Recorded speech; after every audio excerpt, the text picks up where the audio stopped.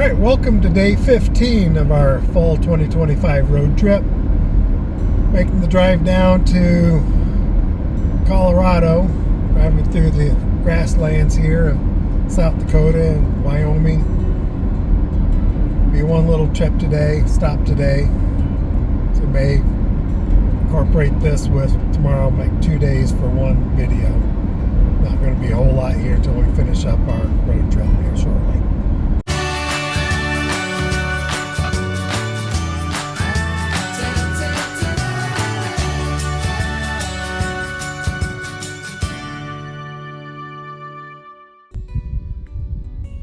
Alright, here we are at Fort Laramie, Wyoming. If you're a fan of the old Western movies, you know, they always had that big fort where everybody gathers. Well, this Fort Laramie was the big first crossroad trading post fort, crossroads of Oregon Trail, California Trail, Pony Express, Transcontinental Telegraph, and all kinds of other things. It's a little out of the way, but we'll take a look and see what we got here to look at. Here's the old cavalry barracks. Actually, a lot nicer than I thought they'd have.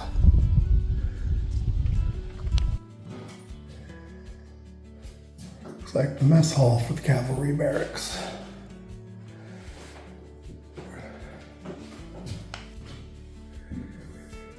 And here's their sleeping quarters. A little more like I was expecting. No privacy whatsoever.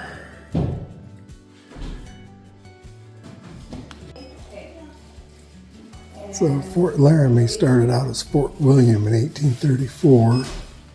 Looks like by trappers, mountain men. Then became Fort John in 1841. After the mountain men had opened the trails through the Rocky Mountains. And the wagon travel was proven to be viable. In 1849, it became Fort Laramie. Well, rodents in general, Expanded out over the decades. They're cute at a distance and is a stuff.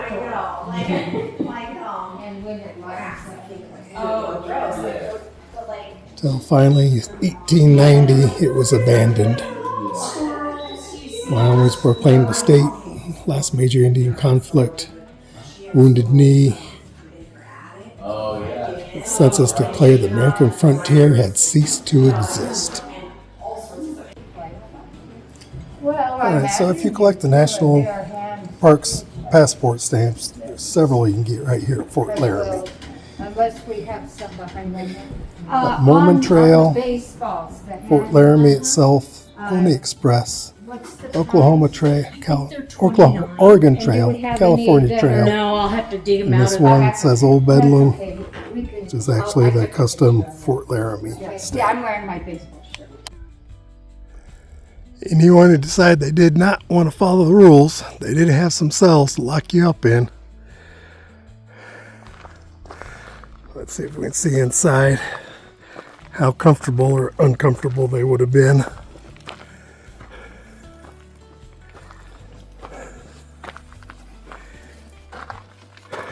don't know if you can really see in there or not. Just an empty cell, not very comfortable. This supposedly was the captain's quarters. Go inside, see how much extra luxury they got. Looks like they had it nice.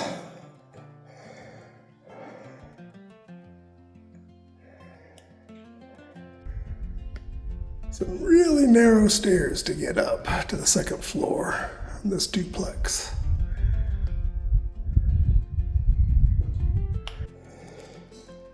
So it definitely looks like the captain's got to bring their whole family with them. 2 bedrooms up here to share, no matter how many kids you got. Cram them in. Alright, this is Old Bedlam. Sign says here, built 1849, oldest standing building in Wyoming.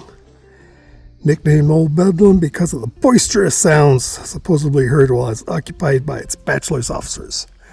So the BOQ. Biggest, fanciest building on the property. Alright, so these are more officers' quarters. There's definitely some of the Victorian influence in that one.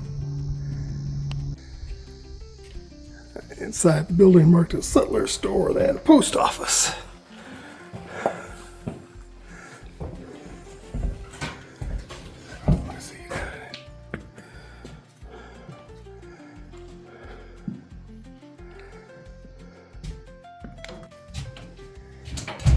And here's the actual store part of the building.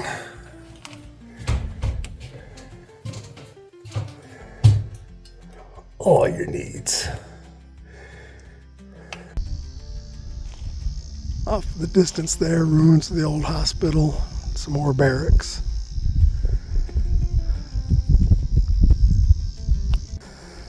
This obelisk here, monument, several different things.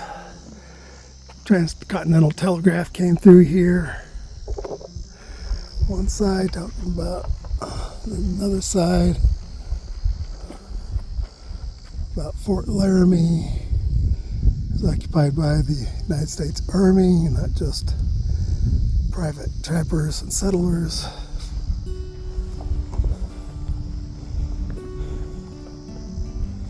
National Historic Register of Places. And on this side, Pony Express. Zoom out a little bit.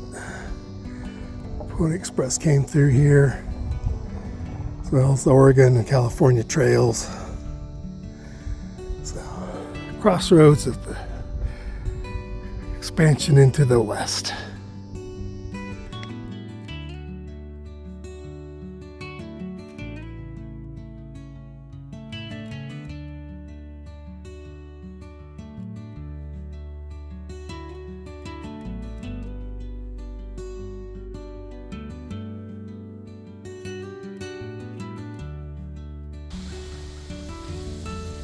Welcome to day 16 of our fall 2025 road trip.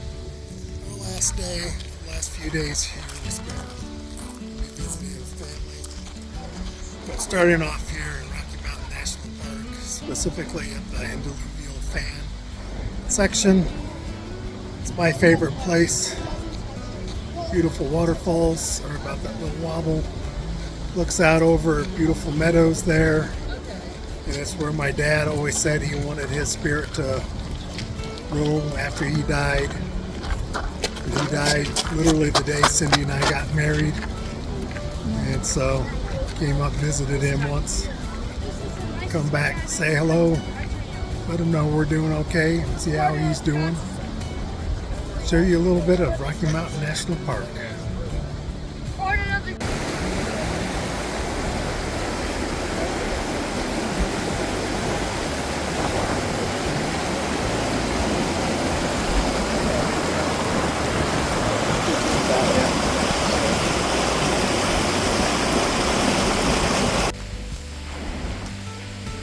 So here's the view from the Andaluvial Fan area. I've crossed into the valley. It's sort of a horseshoe-shaped trail with parking at either ends, and a really easy one to do. That beautiful waterfall up there. So, hello, Dad. We're doing okay. This is the Horseshoe Park area. Dad's actual favorite place. Apparently favorite of elk and other animals. Currently off limits to go out and wander through because of its elk rut season.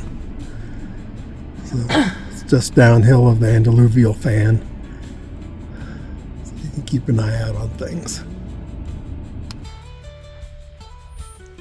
We've stopped here at Rainbow Curve up on US 34, I believe it is.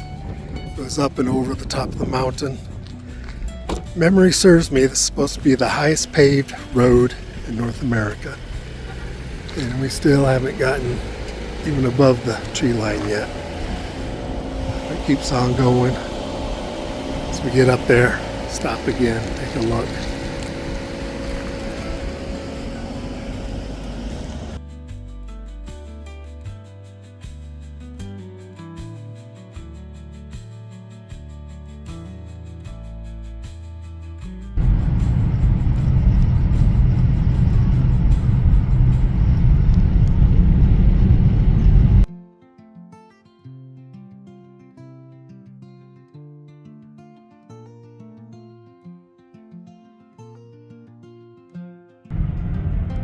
According to the map, this should be the highest point on the road at 12,000 something feet. No place to pull out, so they didn't mark it. They don't want people stopping and doing selfies and stuff. Alright, we're over here at the Alpine Visitor Center. Just past the highest point on the road. Alpine Visitor Center, according to the map, is 11,796 feet. Highest point on the road was 12,183 feet shortly before we got here. It's not marked, probably because they don't want people stopping, not a safe place to pull out.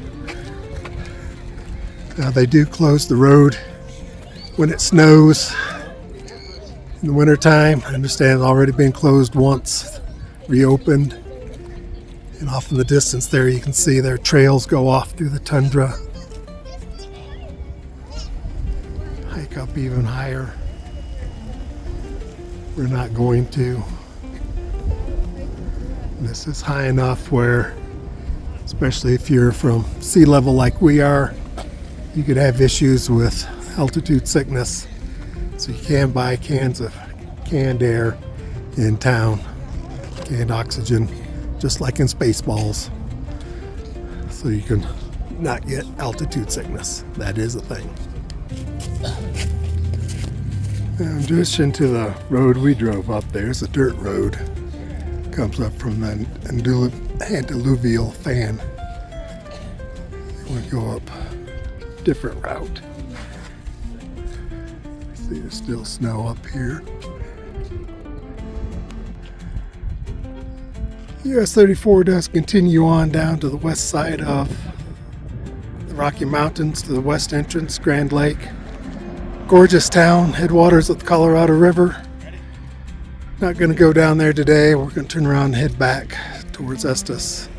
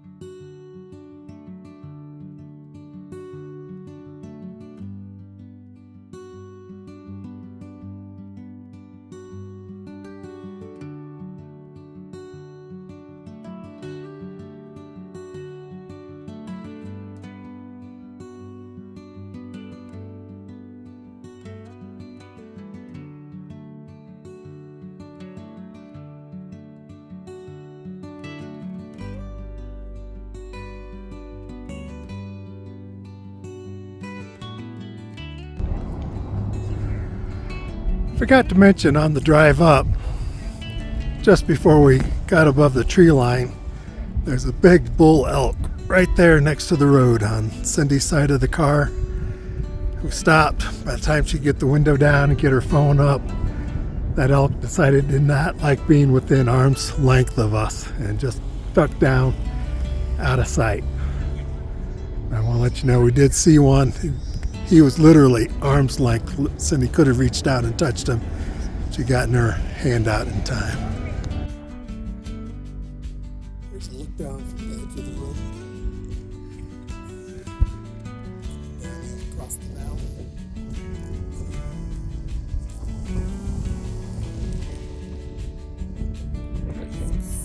Glaciers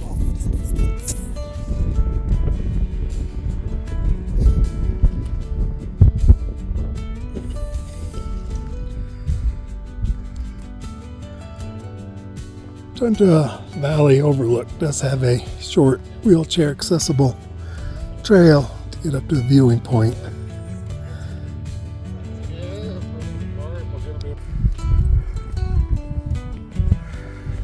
Looking down at Forest Canyon. Now, I do have to say, Colorado Rockies are my favorite. It's where we've been this trip. Mostly because I was born here. I have family all over the state. Teton's beautiful, but you have to be in peak physical form to get up into the mountains.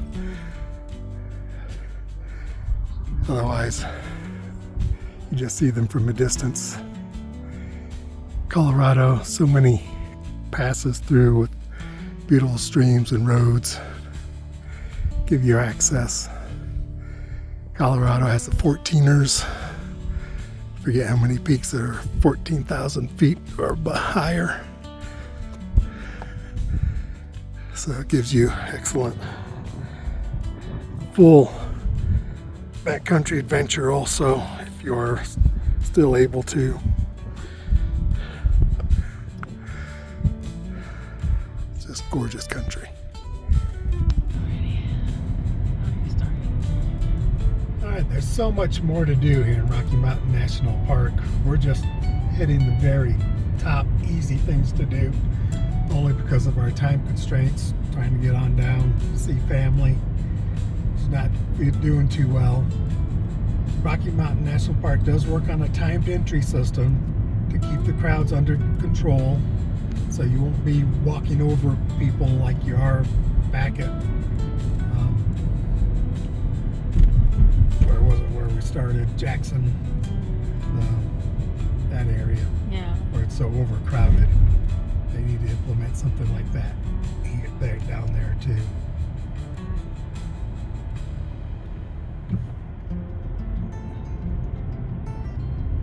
But a shout out to all the Matthews throughout the whole state. Like I said, this is where I was born. I have family all over. Don't have time to look up all of you. Most of you I haven't even seen since before I can remember. Sorry, haven't kept in touch. Those few of you who I have kept in touch with, we're spending time with Cindy's family. She has family here too. So, saying hi to everyone. Everyone else who's not related, hi to you too. Come out, enjoy Rocky Mountain National Park. All of the Colorado Rockies. They're all beautiful, no matter which patch you decide to drive through and check out. This has been a wonderful, great road trip so far. We got one more thing to do on our trip back down towards Denver area. Besides, navigate this narrow, windy road safely.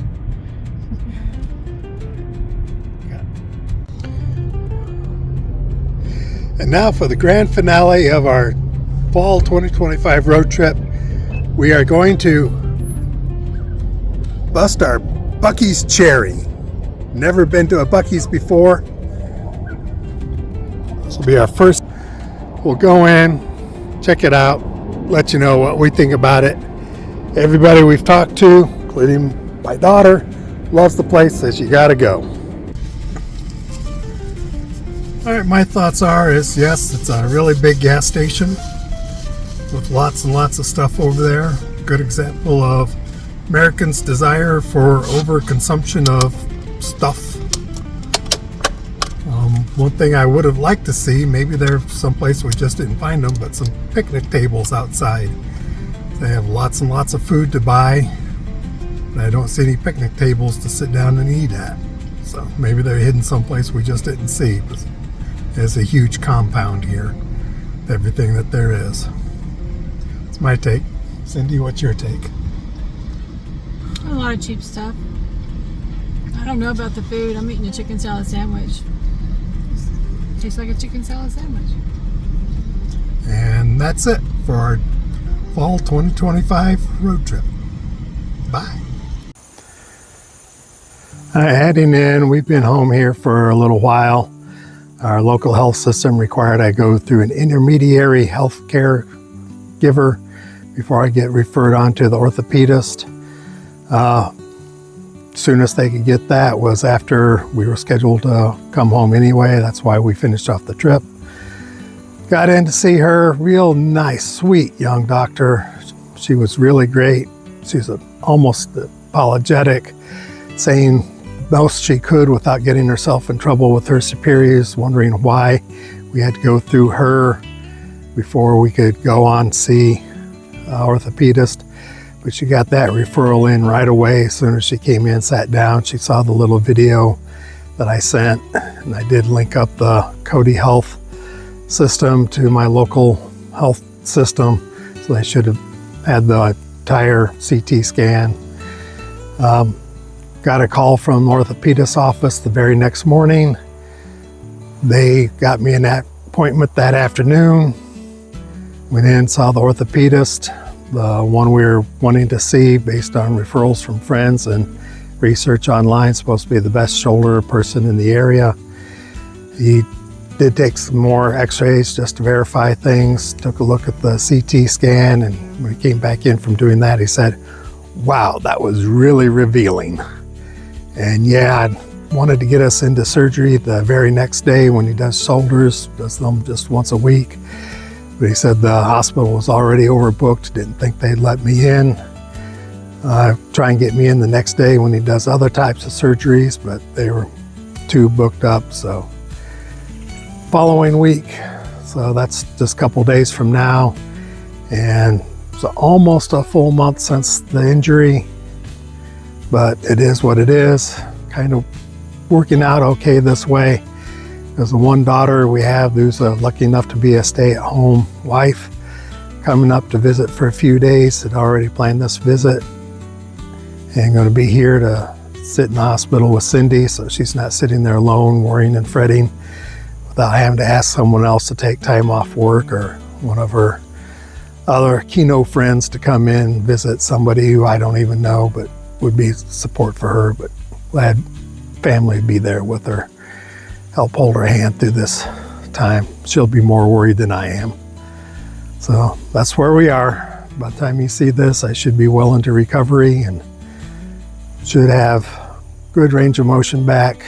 Oh, this is going to be a complete shoulder replacement. It's a reverse shoulder replacement, where instead of the socket being in the shoulder, the socket's going to be on the end of the arm and the ball's going to be up in the shoulder.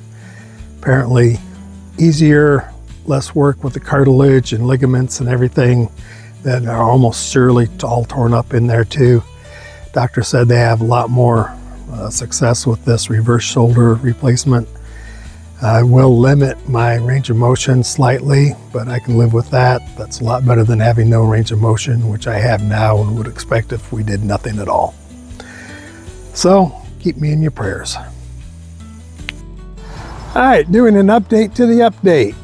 It's almost a week after surgery.